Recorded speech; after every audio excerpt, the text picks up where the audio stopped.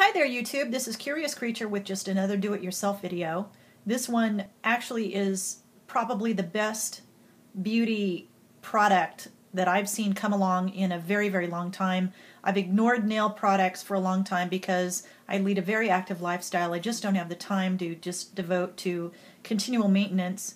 And I watched a Lisa Eldridge video for CND Shellac and I'm hooked. This is the way to go for nail care. So if you're interested in how to do a do-it-yourself shellac manicure, stay tuned. The first thing you need to know about doing it yourself is that, you know what, this is just not hard. There will be people out there that say that you need to have this done in a salon, but from my experience of having done this for the last couple of months, as long as you just avoid certain mistakes, there's no reason in the world why you can't do this very inexpensively and do it yourself at home. You just have to avoid certain errors. So I'm going to try to point out kind of some of the most common mistakes so that that doesn't happen to you. The first thing that you're going to need is you're going to need the UV lamp. Basically what this is a manicure interrupted by UV curing. That's really all it is. If you can polish your nails, then you can do this. So be sure that you get a UV lamp. It needs to be at least 36 watts.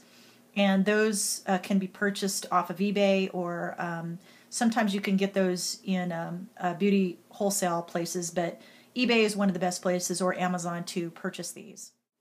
The other thing that you're going to need is a base coat, a top coat, and a color. You're also going to need at least 99% isopropyl alcohol. Sometimes people like to use less strength, but the problem is with that is that you don't bring out the high luster in the top coat. So I found this at Fred Meyer. Search if you can for the 99% or above. It will help in the finish. The other things that you're going to need for removal is you're going to need 100% acetone. This can be purchased. I purchased that at Fred Meyer too. I think it was $5 for that big, large container. And then what I do, you know, I don't hassle with the aluminum foil method and the cotton ball method. I just use this little plastic cup, pour a level of acetone in it, and just soak my nails in that for about 10 minutes. And then afterwards, I take that off with the orange wood stick that you see to the left. So that's how I remove my, my shellac on my nails. Shellac also does not hurt your natural nail. And mine are growing incredibly strong underneath. So that's been the extra interesting benefit of this. One of the common mistakes that people make is they have lifting of the shellac. This can be avoided by making sure that your nail is prepped properly. And the way to do that, you know, you can buy the Scrub Fresh from CND, but if you look at the contents, you'll see that it's just rubbing alcohol mostly, the isopropyl alcohol.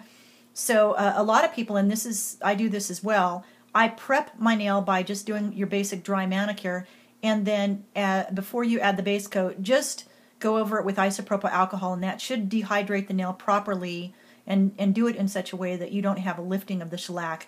The other reason for lifting is because people put coats on too thick. So the other thing to really keep in mind is keeping your coats as thin as you can, and also capping the free edge, because that will also help maintain the wear of your shellac manicure.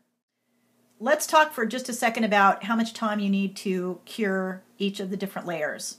So you put your base coat down and you need to cure that. This is with the CND process for 10 seconds to lock it.